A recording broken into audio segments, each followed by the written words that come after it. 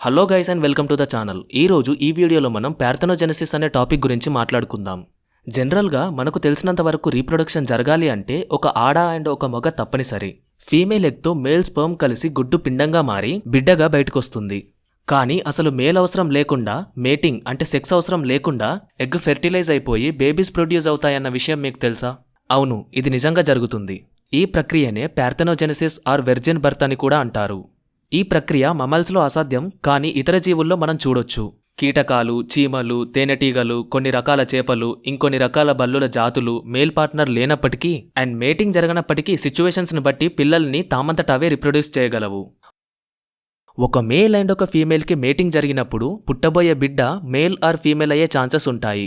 కానీ కేవలం female partner మాత్రమే పార్థెనోజెనెసిస్ ద్వారా రీప్రొడక్షన్ చేస్తుంటే ఎక్కువ శాతం జీవులు ఫీమేల్స్నే ప్రొడ్యూస్ చేస్తాయి. దానివల్ల ఫీమేల్ డామినేటెడ్ స్పేసీస్ ఎక్కువ అవుతాయి. అలా అని ఆ జీవులు కేవలం పార్థెనోజెనెసిస్ ద్వారా మాత్రమే రీప్రొడక్షన్ చేయవు. వీటికి సీజనల్ సైకిల్ ఉంటుంది. మేటింగ్ జరిగి రీప్రొడక్షన్ చేయడానికి పరిస్థితులు అనుకూలిస్తే సెక్సువల్ రీప్రొడక్షన్ జరుగుతుంది. ఒకవేళ మేటింగ్ జరగడానికి పరిస్థితులు అనుకూలంగా లేకుంటే అవసరాన్ని బట్టి పాపులేషన్ బ్యాలెన్స్ చేయడం కోసం స్త్రీ భాగస్వామి పిండానికి కావాల్సిన 2 క్రోమోజోమ్స్ని ఫామ్ చేస్తుంది.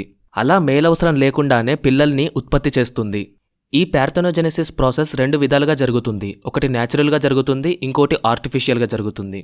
న్యాచురల్గా జరిగే పార్థెనోజెనెసిస్ చిన్న కీటకాలలో మనం ఇంతకుముందు చెప్పుకున్న విధంగా పరిస్థితులను సీజన్ని బట్టి సహజంగా జరుగుతుంది. ఆర్టిఫిషియల్ పార్థెనోజెనెసిస్ అంటే మనిషిని మానిటర్ చేస్తూ ఎన్విరాన్మెంటల్ లేదా కెమికల్ సహాయంతో ఆ జీవులను మేటింగ్ జరగకుండానే ఉత్పత్తి చేసేలాగా చేయడం. ఇది ఎక్కువగా ఎక్స్పెరిమెంటల్, రీసెర్చ్ అండ్ డెవలప్మెంట్లో చేస్తూ ఉంటారు. పార్థెనోజెనెసిస్ గురించి మాట్లాడుకున్నప్పుడు ఖచ్చితంగా డిస్కషన్లో ఉండేది తేనెటీగ. వీటి పునరుత్పత్తి చాలా ఇంట్రెస్టింగ్గా ఉంటుంది.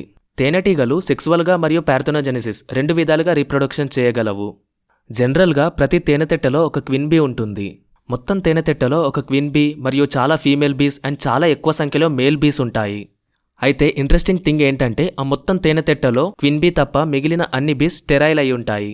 అంటే అవి రీప్రొడక్షన్ చేయలేవు. ఈ క్వీన్ బీ అడల్ట్గా మారిన మొదటి స్టేజ్లోనే మగ తేనెటీగలతో సెక్స్లో పాల్గొంటుంది. ఈ మేటింగ్ జరిగే ప్రాసెస్ కూడా చాలా ఆసక్తికరంగా ఉంటుంది. టెంపరేచర్ 20 degrees కన్నా ఎక్కువగా ఉన్న సమయంలో భూమి నుండి 60 to 70 feet హైట్లో క్వీన్ బీ ఫ్లై చేస్తుంది. ఆ టైంలో queen bee 14 to 15 male honey బీస్తో మేట్ అవుతుంది. ఆ తర్వాత క్వీన్ బీస్తో మేట్ అయిన మేల్ హనీ బీస్ చనిపోతాయి. క్వీన్ బీ సేకరించిన స్పర్మ్ సెల్స్ని తన బాడీలో ఒక సైడ్కి ఉన్న స్పర్మథేకా అనే పార్ట్లో స్టోర్ చేసుకుంటుంది. ఇక ఈ క్వీన్ బీ చనిపోయేదాకా మళ్ళీ మేటింగ్ చేయదు. మేటింగ్ అయ్యాక క్వీన్ బీ తేనెతెట్టెలో ఒక్కొక్క సెల్లో ఒక్కొక్క ఎగ్ని పెడుతుంది. ఎగ్స్ పెట్టడం ఒకటే క్వీన్ బీ పని. ఆ ఎగ్ని ఫీడ్ చేసి బీస్గా మార్చడం మిగిలిన వర్కర్ బీస్ పని. వర్కర్ బీస్ అంటే మిగిలిన ఫీమేల్ బీస్. ఇక్కడ ఇంకొక ఇంట్రెస్టింగ్ ఫ్యాక్ట్ ఏంటంటే ఈ వర్కర్ బీస్ ఏ బీని తర్వాత క్వీన్ బీ చేయాలో డిసైడ్ చేసుకొని ఆ బీకి ఎక్కువగా రాయల్ జెల్లీని ఫీడ్ చేస్తుంది. దాదాపు వర్కర్ బీస్ వాటికంటే 15 to 20 times అవి ఎంచుకున్న క్వీన్ బీస్కే ఫీడ్ చేస్తాయి. అందుకే క్వీన్ బీస్ వర్కర్ బీస్తో కంపేర్ చేస్తే పెద్దగా ఉంటాయి. అంటే పుట్టగానే ఏ హనీబీ క్వీన్ బీ లాగా పుట్టదు. అవి మిగిలిన హనీబీస్ ఎన్నుకోవడం వల్ల క్వీన్ బీ లాగా మారతాయి. ఏది క్వీన్ బీ ఏది వర్కర్ బీ అనేది వర్కర్ బీస్ డిసైడ్ చేస్తే అసలు ఏది మేల్ బీ అండ్ ఏది ఫీమేల్ బీ అనేది క్వీన్ బీ డిసైడ్ చేస్తుంది. ఇది జాగ్రత్తగా వినండి. తన బాడీలో స్టోర్ అయిన స్పర్మ్ని కలిపి ఫెర్టిలైజ్డ్ ఎగ్గా కనుక పెడితే అది ఫీమేల్ లాగా పుడుతుంది. కానీ అలా కాకుండా స్పర్మ్ ఇన్వాల్వ్మెంట్ లేకుండా పార్థెనోజెనెసిస్ ద్వారా ఎగ్ పెడితే అది మేల్ హనీబీ లాగా పుడుతుంది. తేనెతెట్టెలో చాలా వరకు వర్కర్ బీస్ అంటే ఫీమేల్ బీస్ అవసరమే ఎక్కువగా ఉంటుంది. కాబట్టి క్వీన్ బీ స్పర్మ్తో ఫెర్టిలైజ్ అయిన గుడ్లనే ఎక్కువగా పెడుతుంది. ఆ తర్వాత క్వీన్ బీస్ ఫెర్టిలిటీ మెల్లమెల్లగా తగ్గిపోవడం స్టార్ట్ అవుతుంది. ఈలోపు వర్కర్ బీస్ కొత్త క్వీన్ బీస్ని తయారు చేసుకుంటాయి. పాత క్వీన్ బీ దేనికి పనికిరాదు అని తెలిసిన తర్వాత వర్కర్ బీస్ అన్ని కలిసి దాన్ని చంపేస్తాయి. కొత్త క్వీన్ బీ మళ్ళీ 60 to 70 feet హైట్లో మేటింగ్ చేస్తుంది అండ్ ఈ సైకిల్ మళ్ళీ రిపీట్ అవుతుంది. మొత్తానికి పార్థెనోజెనెసిస్ ప్లస్ సెక్సువల్ రీప్రొడక్షన్కి హనీ బీస్ మంచి ఎగ్జాంపుల్. పార్థెనోజెనెసిస్ ద్వారా విపరీతమైన పిల్లలను కనే సామర్థ్యం కలిగిన జీవులు అపిడ్స్. అపిడ్స్ అంటే మొక్కల కింద మనకు కనిపించే చిన్న పురుగులు. మీరు గమనించే ఉంటారు, వీటి సంఖ్య చాలా తక్కువ టైంలో విపరీతంగా పెరిగిపోతూ ఉంటుంది. మొక్కకి పురుగు సోకింది అని గుర్తించిన కొన్ని రోజుల్లోనే ఆ మొక్క అంతా అవి స్ప్రెడ్ అయిపోతాయి. అలాగే అపిడ్స్ చాలా కీటకాలకు ఆహారంగా మారతాయి. మన పెరట్లలో పెద్ద పురుగులు లైక్ లేడీ బగ్స్ గనక ఉంటే ఆ ప్లేస్లో అపిడ్స్ చాలా తక్కువగా ఉంటాయి.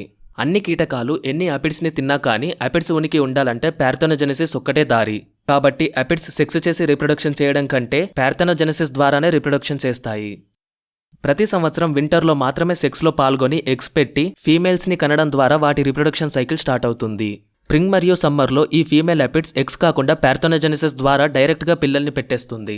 ఈ పిల్లలు కూడా పుట్టిన 1-2 వారాల్లోనే మళ్ళీ కొత్త పిల్లలకు జన్మనిస్తాయి. అపిడ్స్కి ఉన్న ఇంట్రెస్టింగ్ ఫీచర్ ఏంటి అంటే వీటికి రెక్కలు కావాలా వద్దా అని అవే డిసైడ్ చేసుకొని డెవలప్ చేసుకుంటాయి. ఫర్ ఎగ్జాంపుల్, ఒక మొక్క వాటికి సరిపడా ఆహారం అందిస్తున్నంత వరకు అవి వేరే మొక్కల జోలికి వెళ్ళవు, కాబట్టి ఎగరాల్సిన అవసరం రాదు. కానీ ఒకవేళ మొక్క జీవనం కోల్పోయినా, మొక్క మీద అపిడ్స్ సంఖ్య విపరీతంగా పెరిగిపోయినా, ఆహార కొరత పెరిగిపోయినా అవి వేరే మొక్కలపైకి జంప్ చేస్తాయి. సో వాటికి అప్పుడు రెక్కలు కావాలి కాబట్టి అప్పుడు మాత్రమే రెక్కల్ని డెవలప్ చేసుకుంటాయి. సో ఇదండి ఇవాళటి వీడియో. తెలుసుకున్నారు కదా పార్థెనోజెనెసిస్ గురించి. మీకు కనుక మా కంటెంట్ నచ్చినట్టయితే ఛానల్ని సబ్స్క్రైబ్ చేయండి అండ్ అలాగే వీడియోని లైక్ చేసి షేర్ చేయండి. Thanks for watching.